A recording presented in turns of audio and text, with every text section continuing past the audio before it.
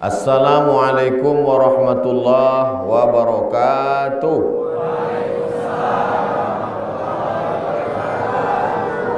Alhamdulillah, wassalatu wassalamu ala rasulillah wa ala alihi wa sahbihi wa man tabi'ahu wa mawala.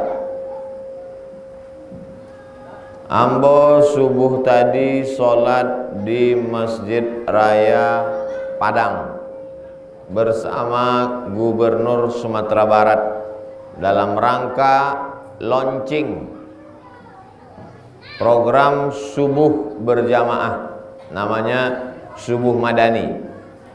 Selesai dari Padang, saya pun diantar ke Bukit Tinggi oleh Pak Gubernur. Sampai di Bukit Tinggi disambut wali kota. Sarapan pagi bersama Al-Mukarram Ustadz Tengku Zulkarnain. Lupa entah apa sarapannya jadi. Oh, nasi sup. Sup. Habis itu sarapan, kami langsunglah ke Payakumbuh. Dari Payakumbuh saya tengok jam 10.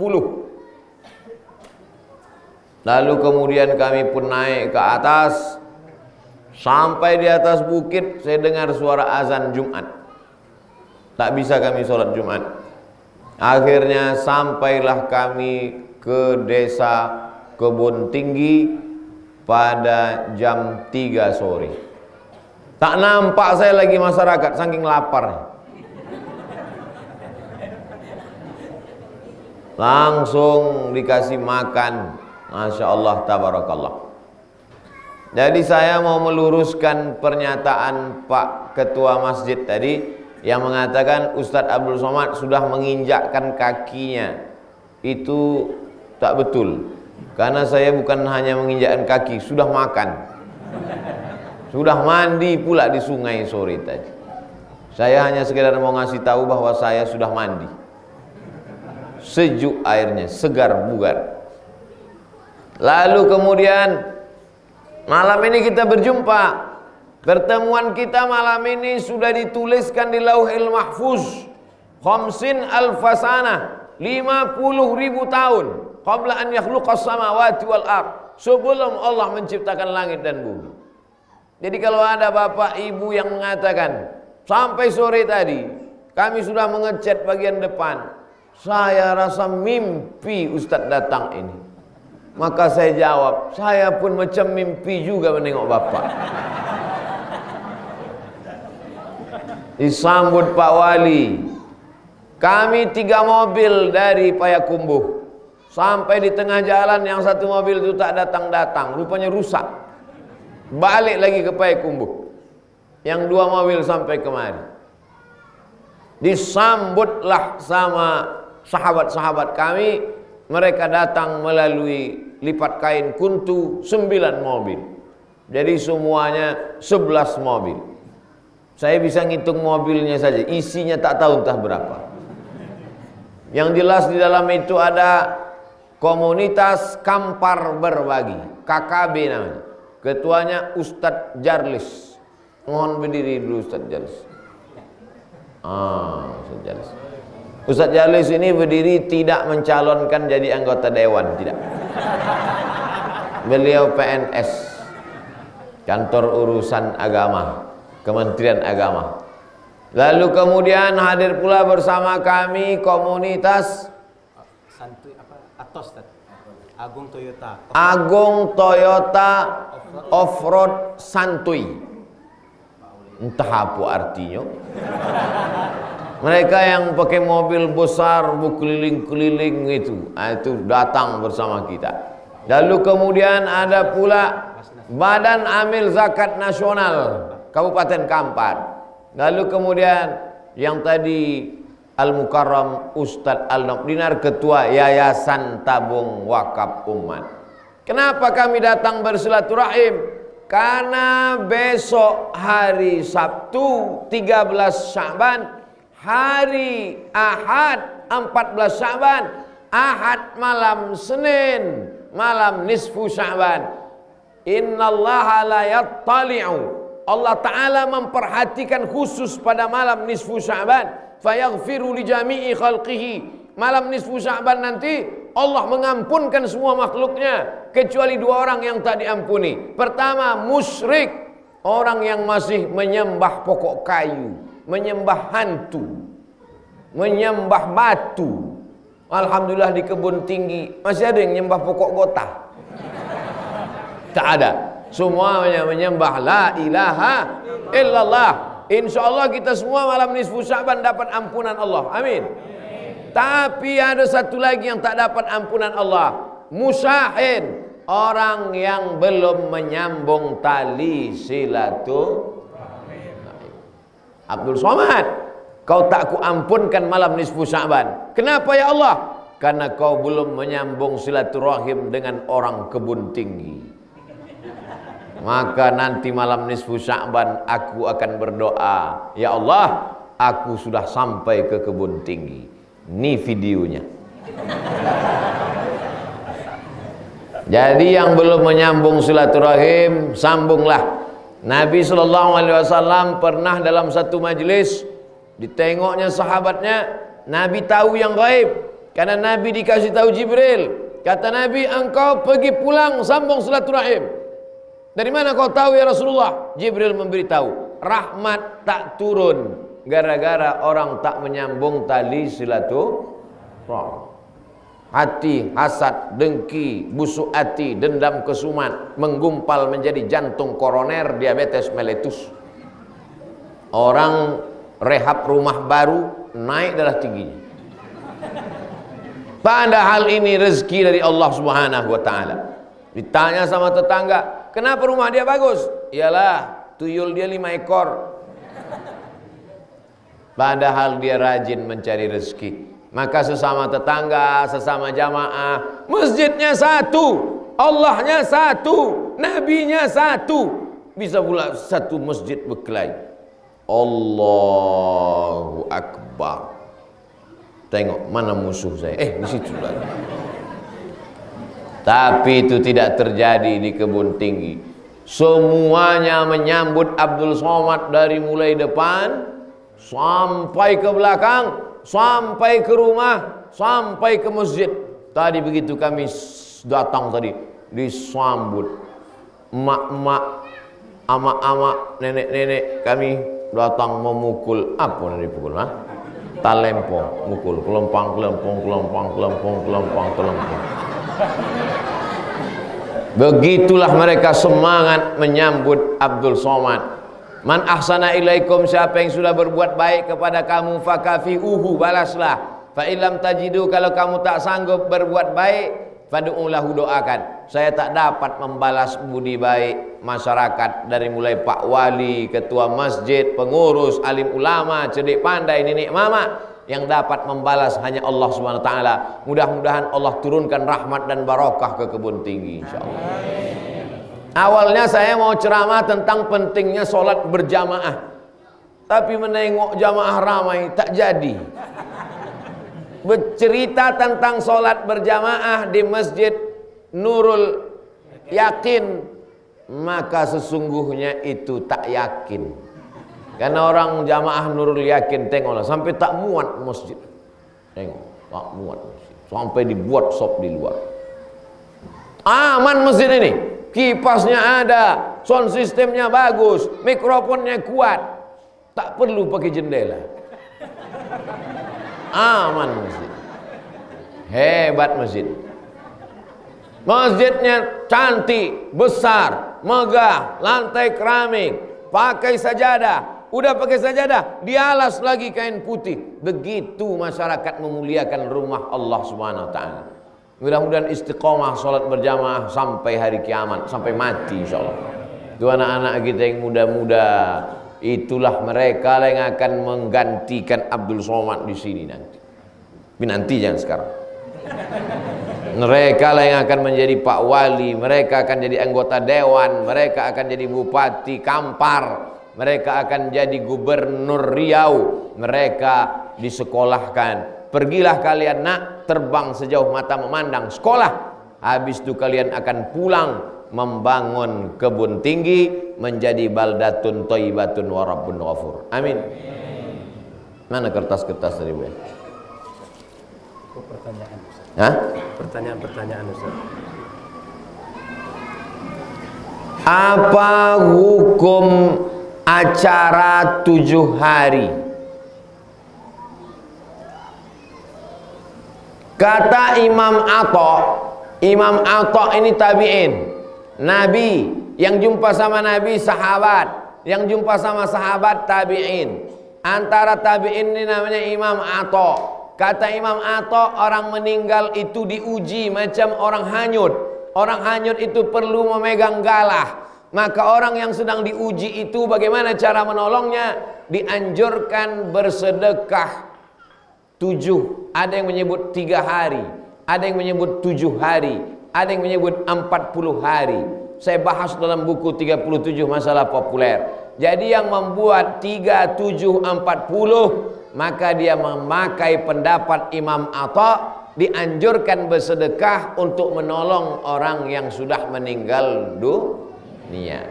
Tapi kalau dia susah, jangan sampai sudah jatuh ditimpa tangga, digigit kucing pula lagi.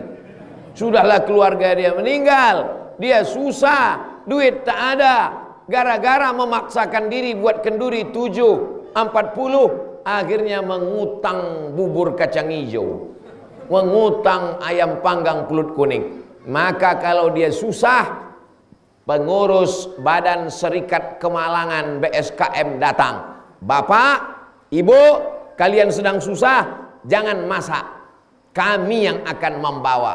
Pak Fulan membawa nasi, Ibu Fulan membawa lauk, Encik Fulan membawa ikan, saya ikut menghabiskannya nanti. Karena hukum aslinya isna'u ta'aman li ali Ja'far. Kalau ada orang meninggal, buatkanlah makanan. Kalau ada orang meninggal, kita mesti datang membawakan makanan, bawakan beras, bawakan ikan, bawakan lauk, bawakan air. Kalau tak sanggup membawakan makanan, datanglah membawakan kalimat yang melembutkan hati setawar sedingin, inna lillahi wa inna ilaihi. Isi tahlilan 7 hari 40 hari itu apa? 5 isinya. Yang pertama doa, Allahumma fir lahu warhamhu wa'afihi wa'fu anhu. Apakah doa itu sampai? Diam. Doa untuk orang mati sampai. Mana dalilnya? Saya kalau lewat kubur, saya ucapkan Assalamualaikum ya ahlad diyar minal mu'minin wa inna insyaallah bikum lahiqun yarhamullah mustaqdimin wal mustakhirin nas'alullah lana wa lakumul afiyah. Doa untuk orang mati sampai, walaupun saya bukan anak kandungnya. Saya lewat di pemakaman, besok pulang mau ke Kuntu, lewat di pemakaman, saya ucapkan salam Assalamualaikum ya ahlad diyar minal mu'minin wa inna insyaallah bikum lahiqun, sampai doa itu untuk orang meninggal. Yang penting sama-sama la ilaha illallah Muhammadun. Yang kedua, bacaan Quran. Bacaan Quran untuk orang meninggal dunia sampai. Kata Imam Nawawi, kalau ada orang meninggal dunia, bacakan Al-Fatihah pada bagian kepala, ujung Al-Baqarah pada bagian kaki. Wa in khatimul Quran, seelok-eloknya bacakan sekhatam Quran. Tak sanggup khatam Quran, hatinya Quran Yasin. Tak sanggup baca Yasin, Al-Fatihah. Al-Fatihah pun tak sanggup, mati aja lah. Yang ketiga, orang meninggal dikirimkan tahlil la ilaha illallah, la ilaha illallah, maka tahlil sampai. Apa dalilnya tahlil itu sampai? Orang meninggal dibelahkan Nabi pelepah korma, diambil Nabi pelepah korma, dicucukkan Nabi ke makam. Kata Nabi, pelepah korma ini bertasbih, tasbihnya sampai kepada orang meninggal. Apa kata Imam Nawawi? Sedangkan tasbih pelepah korma sampai, apalagi tahlil Abdul Somad. 4, datang ke sana membawakan nasihat. Ustadz, Buya, tolong nasihati tentang kematian. Anaknya pemain judi, pemabuk. Tobatlah kalian, ayah kalian baru mati. Suruh tobat. Selama ini hatinya tak terbuka. Waktu ayahnya mati dia terbuka hatinya. Sampaikan, gas betul malam itu. Lalu kemudian yang kelima, bersedekah. Sampaikah sedekah makanan? Sampai. Mana dalilnya? Ummi matat, kata Sa'ad sahabat Nabi. Mak saya mati. Afa atasaddaqu anha? Kalau saya bersedekah apakah pahalanya sampai? Sampai. Ayu sedekah afdal? Sedekah apa yang paling afdal? Saqiyul ma. Sedekah yang paling afdal mengasih air minum. Itulah maka Abdul Somad dikasih air minum. Sedekah yang paling afdal kasih air minum. Kalau air minum saja sampai, apalagi gulai. Dua, bagaimana cara agar hati tenang? Ala bizikrillahi tatma'innul qulub. Cik layalun.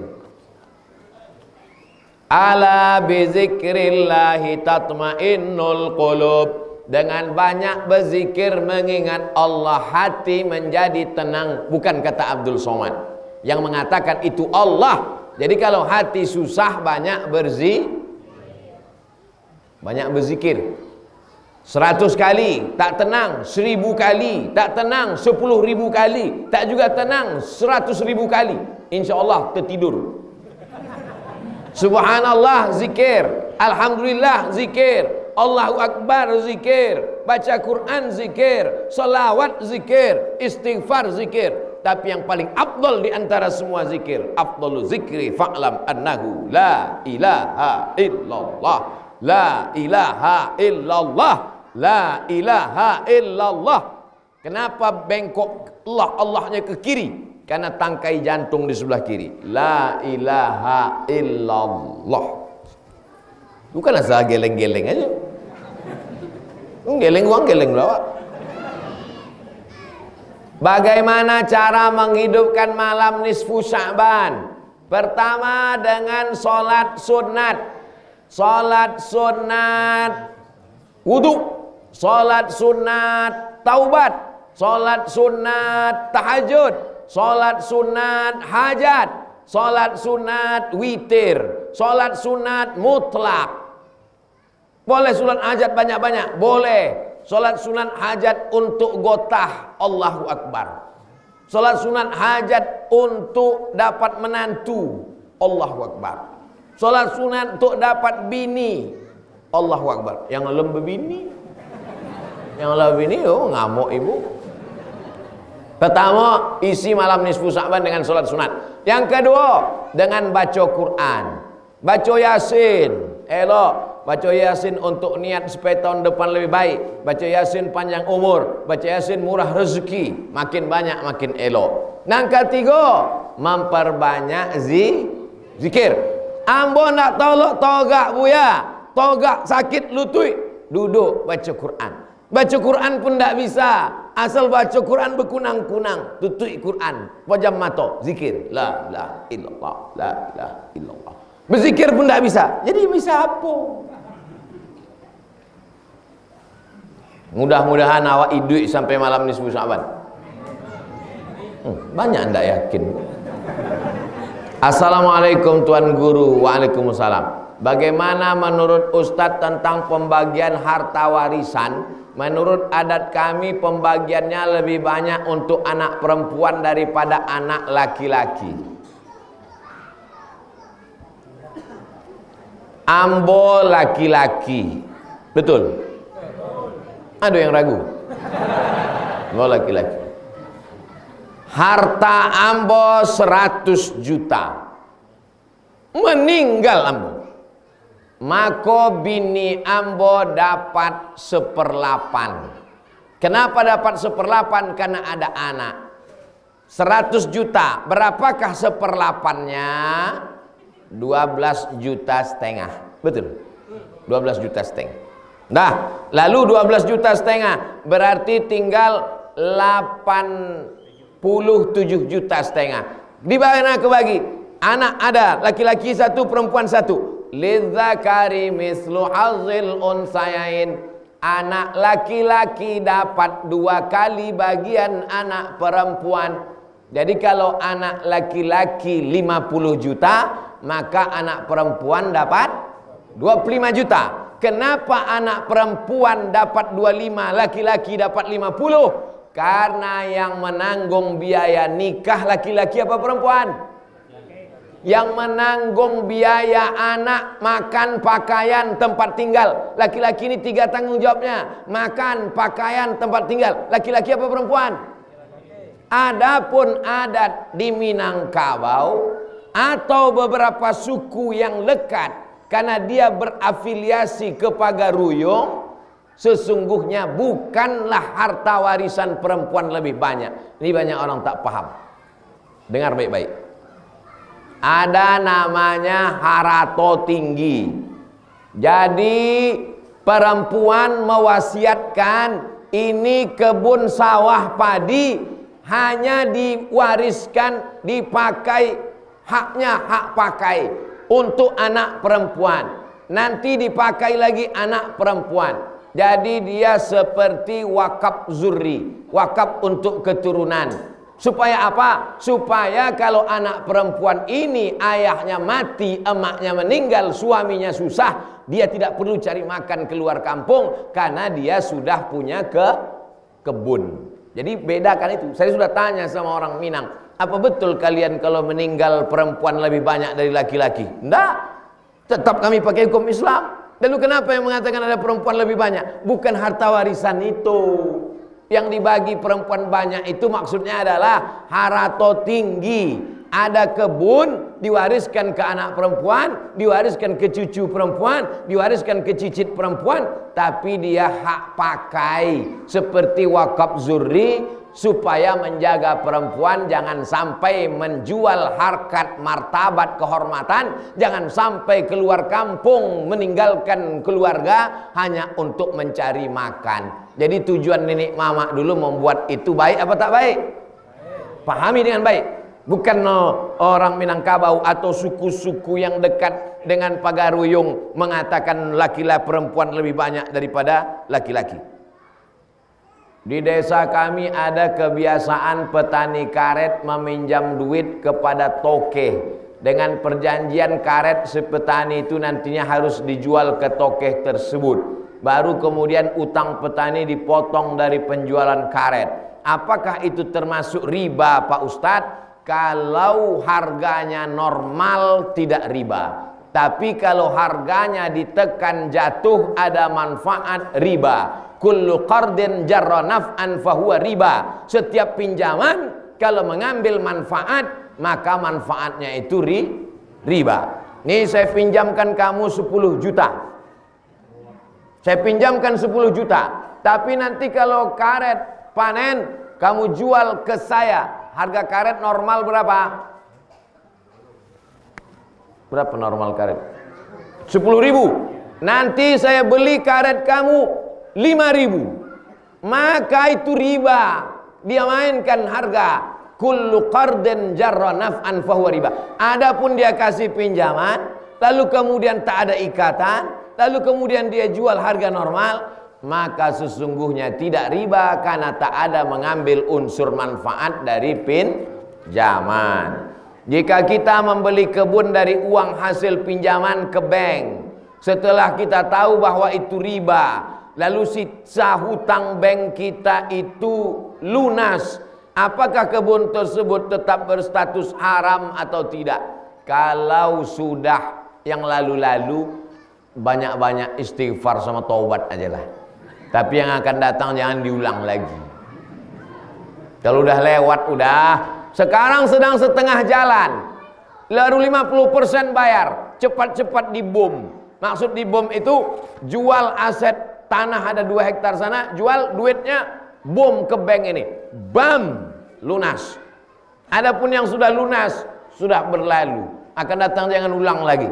Kalau mau pakai bank syariah, Bank Riau Kepri Syariah, Bank Mandiri Syariah, BRI Syariah, BNI Syariah, namanya BSI, Bank Syariah Indonesia. Beralih dari konvensional ke syariah. Bagaimana cara menghidupkan malam nisfu Sya'ban? Sudah tadi dah. Apa hukumnya laki-laki sholat jamaah ke masjid? Laki-laki sholat berjamaah ke masjid menurut Imam Ahmad bin Hambal wajib. Laki-laki yang sholat ke masjid, laki-laki soleh. Laki-laki yang sholat di rumah, laki-laki solehah. Apa boleh laki-laki memakai anting? Memakai anting. Di telinga ini ada urat saraf. Ada urat saraf di telinga ini. Perempuan ditusuk urat sarafnya di telinga biar supaya nafsunya turun. Perempuan nafsunya tinggi, biar turun ditusuk urat saraf di telinga. Laki-laki ditusuk di telinga ini biar nafsunya naik. Menurut ilmu Kama Sutra dari India. Jadi dalam Islam tak ada pakai anting-anting. Kalau pakai anting-anting itu dia untuk menyerupai perempuan, maka hukumnya haram.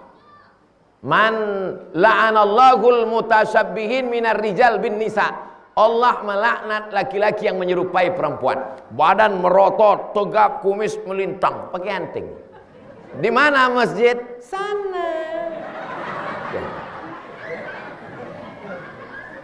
Kalau dia lemah syahwat, senapan angin tak meletus, lalu dia pergi ke sinse, dikatakan cara mengobati laki-laki yang maaf impoten, maka dia dikasih kesempatan setahun untuk berobat. Laki-laki yang lemah syahwat berobat setahun. Setahun dia tak sembuh, istrinya boleh menggugat ke pengadilan.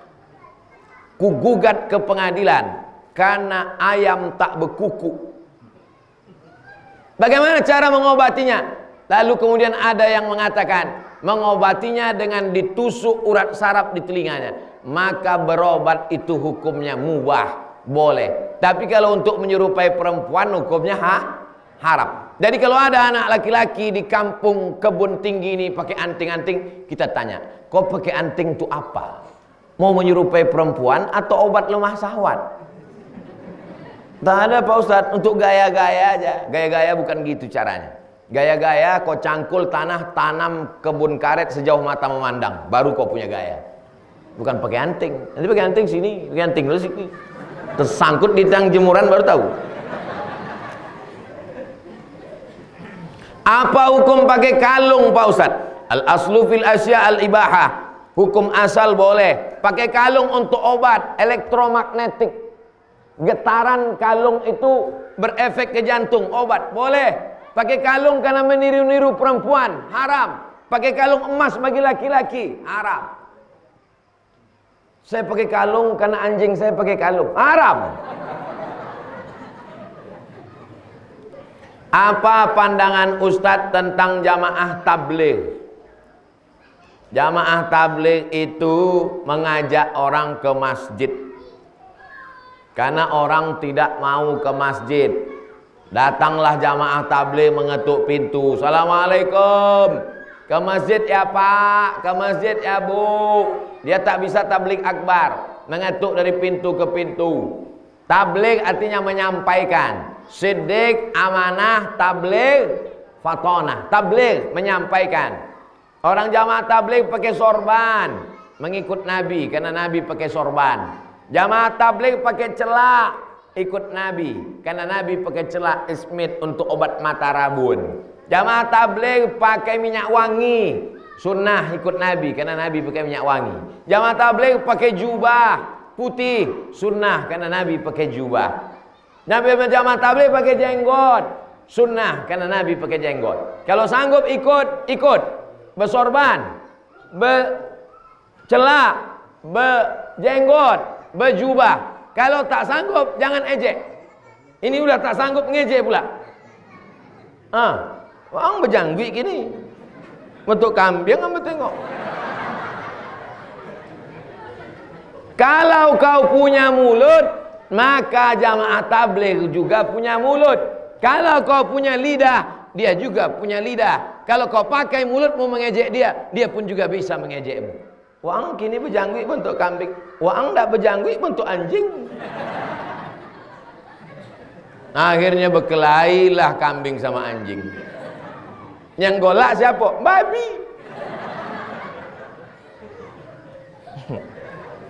Ada babi mengejek kambing waktu dokek Idul Adha. Apa kata babi? Kambing, selamat Idul Adha ya. Ini tahu kambing akan kata babi, kambing, selamat Idul Adha ya. Kata babi, datang kata kambing, dia mau babi. Babi tak perlu diejek, cukup sebut namanya. Babi. Begitulah barang-barang haram itu. Kenapa Allah ciptakan ada haram, ada halal? Kalau memang ini haram tak boleh, kenapa diciptakan Allah? Untuk menguji orang yang beriman. Kambing anaknya paling banyak 2. Babi anaknya 3 boleh. Itu maka angka 13 itu disebut angka sial. Kenapa angka 13 sial? Babi anaknya 3 boleh, susunya 2 boleh. Yang ketiga boleh itu menyusu kemana? Itu maka disobek angka 3 boleh itu sial. Tidak tahunya nyusu kemana. Mana yang lebih banyak? Anak kambing apa anak babi? Banyak anak babi. Mana yang lebih banyak dipotong? Anak kambing apa anak babi? Anak kambing. Idul Adha ada motong babi? Motong kambing. Akikah anak ada motong babi? Motong kambing. Tapi hari ini, sampai hari ini kambing tidak ada yang musnah. Kenapa awak jadi cito kambing? Bagaimana adab kepada orang tua yang sudah tua? Ada punya orang tua tidak tua? Jam berapa Isya? Hah? 7.30 azan, awak salat Isya berjamaah. Yang batal wuduknya ambil wuduk. Bagaimana cara beradab kepada orang tua yang masih hidup? Kalau dia makan enak, kasih makan. Kalau dia suka pakai kain, kasih kain untuk sholat malam Ramadan. Kasih duit untuk dia buka puasa, senangkan hatinya. Orang tua jangan dilawan. Jurus sama orang tua 3. Pertama, diam. Kalau dia mengamuk, ngamuk, diam. Kalau dia merepet, merepet, diam. Sampai kapan? Sampai dia malaikat maut datang. Nanti setelah mak kau mati, ayah kau meninggal, barulah kau rasa sedihnya. Tak tahu kemana mau dibuat hidup nih, hampa tak ada rasanya. Selagi dia masih hidup, kasih makan enak, kasih pakaian enak, kasih duit banyak-banyak, belikan dia kendaraan, kasih dia kebun. Kalau kau berduit, kalau tak berduit, senangkan hatinya. Kalau belum bisa menyenangkan orang tua, jangan menyusahkan orang tua. Ini udahlah tak menyenangkan, menyusahkan. Asal datang minjam duit, asal datang minjam Honda, asal datang pokoknya menengok dia, kok masalah datang. Assalamualaikum Ustaz. Waalaikumsalam. Gimana kepada sama pertanyaan. Bagaimana hukumnya membaca Fatihah dengan cepat dalam sholat tarawih? Allahu Akbar. Bismillahirrahmanirrahim. Alhamdulillahi rabbil alamin, arrahmanir rahim, maliki yaumiddin, iyyaka na'budu wa iyyaka nasta'in, ihdinas siratal mustaqim, siratal ladzina an'amta 'alaihim ghairil maghdubi 'alaihim waladdallin. Senapas. Sah apa tak sah? Sah. Bacaannya tak salah. Selama makharijul hurufnya, matnya, idghamnya, ikhfa'nya, qalqalahnya tak salah, maka membaca Fatihah satu napas sah. Tapi kalau menurut sunnah, maka berhenti setiap ayat. Bismillahirrahmanirrahim. Alhamdulillahi rabbil alamin. Ar-Rahmanir Rahim. Maliki yaumiddin. Iyyaka na'budu wa iyyaka nasta'in. Ihdinas siratal mustaqim. Siratal ladzina an'amta 'alaihim ghairil maghdubi 'alaihim waladdallin.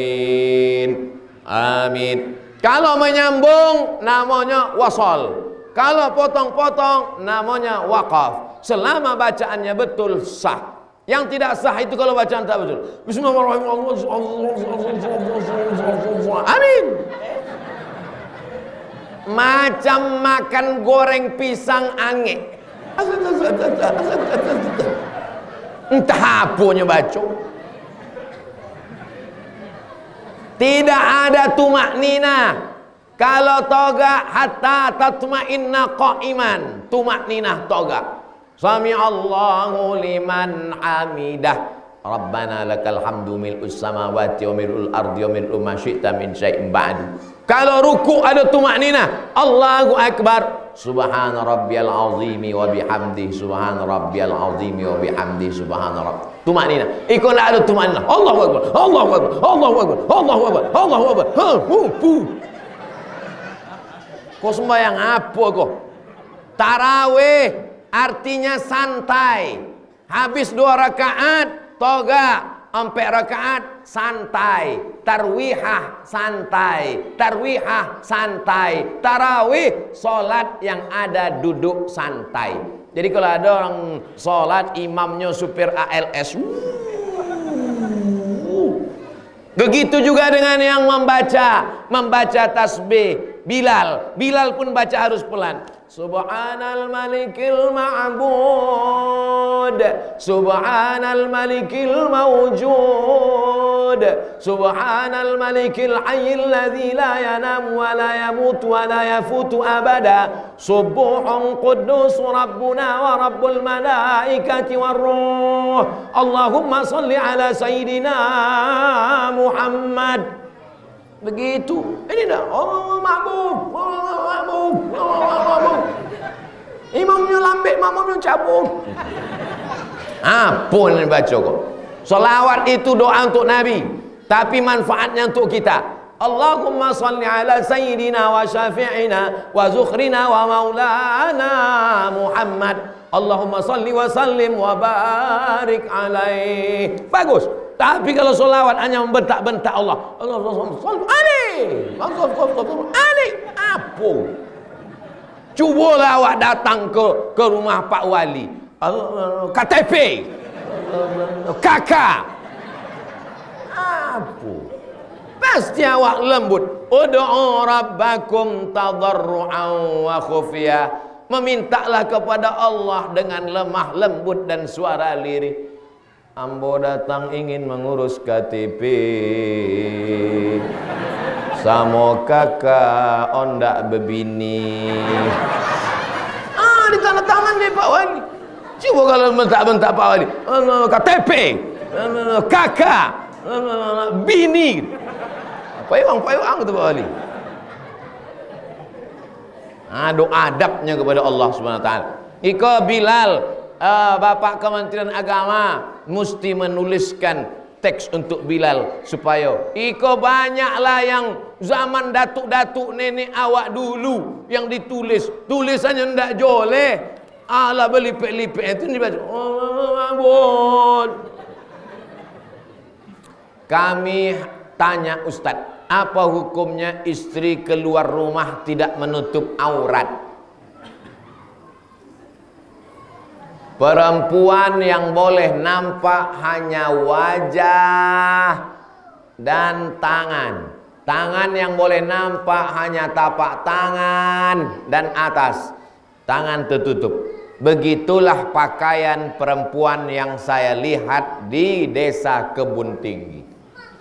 Yang menyambut-nyambut ambo tadi, wajahnya yang nampak sama tangan. Yang lain bertutup. Coba tengok, amak-amak, nenek-nenek, ibu-ibu.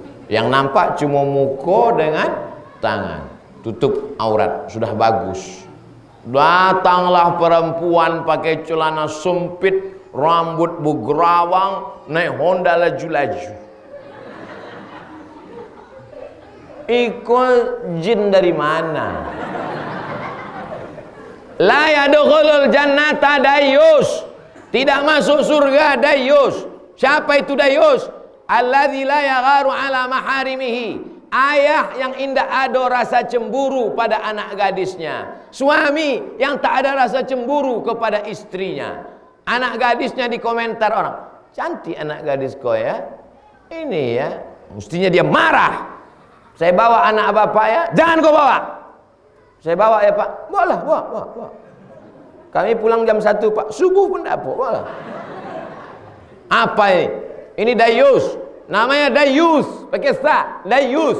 Siapa dayus itu ya Rasulullah? Allazi la yagharu ala maharimihi. Orang yang tak ada rasa cemburu kepada mahramnya. Dulu orang Melayu, orang Batak, orang Bugis, orang Banjar, kalau diganggu adiknya, cabutnya pisau. Kau cari yang mengganggu adik saya, mati.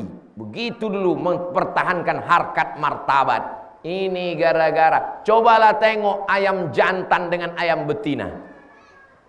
Satu ekor ayam betina diperebutkan 2 ayam jantan sampai menetes darah terakhir, mati ayam jantan, baru bisa dia mendapatkan ayam betina. Cemburu. Itulah maka kita disuruh makan ayam. Karena makanan berpengaruh terhadap sifat orang. Beda sama babi. Babi tak ada rasa cemburunya. Itu kata Buya Hamka.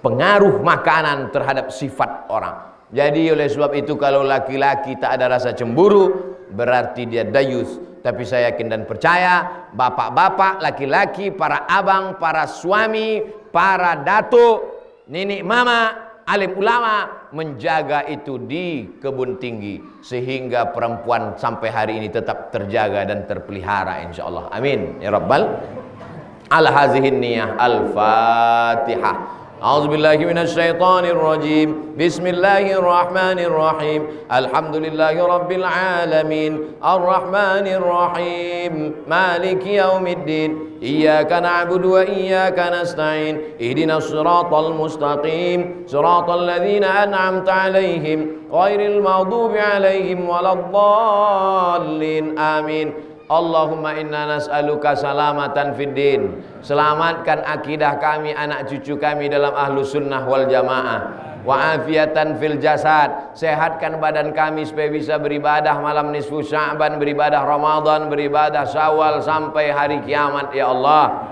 Wa barakatan fil rizqi. Berkahi rezeki kami supaya kami bisa berimpak, berwakaf dan bersedekah. Wa taubatan qablal maut. Kasih kami taubat sebelum mati ya Allah. Wa rahmatan innal maut. Berikan kami rahmat ketika mati. Wa maghfiratan ba'dal maut. Berikan kami ampunan sesudah mati. Allahumma hawwin alaina fi sakaratil maut. Ringankan kami waktu melewati sakaratul maut ya Allah. Rabbana fir lana dzunubana, ampunkan dosa kami, wali abaina, ayah kami, wali ummahatina, amak kami, wali zurriyatina, anak cucu keturunan kami, wali man hadarana, semua yang hadir di majlis pengajian Masjid Nurul Yakin Kebun Tinggi ini ya Allah. Allahumma ja'al hadzal balada baladan amina. Jadikanlah kampung kami ini negeri yang aman, damai, jauh dari permusuhan, jauh dari malapetaka, bencana dan musibah. Jadikan negeri ini baldatun thayyibatun wa rabbun ghafur. Allahumma khtim lana bi husnil khatimah wa la takhtim alaina bi su'il khatimah. Allahumma ja'al akhira kalamina. Jadikan akhir kalam kami ketika ajal kami sampai, mulut kami mengucapkan la ilaha illallah Muhammadur Rasulullah sallallahu alaihi wasallam. Rabbana atina fid dunya hasanah wa fil akhirati hasanah wa qina adzabannar. Wa sallallahu ala sayyidina Muhammad wa ala alihi wa sahbihi wasallam. Walhamdulillahi rabbil alamin. Taqabbalallahu minkum minna wa minkum taqabbal ya karim. Terima kasih segala perhatian. Mohon maaf segala kesilapan. Wassalamualaikum warahmatullahi wabarakatuh.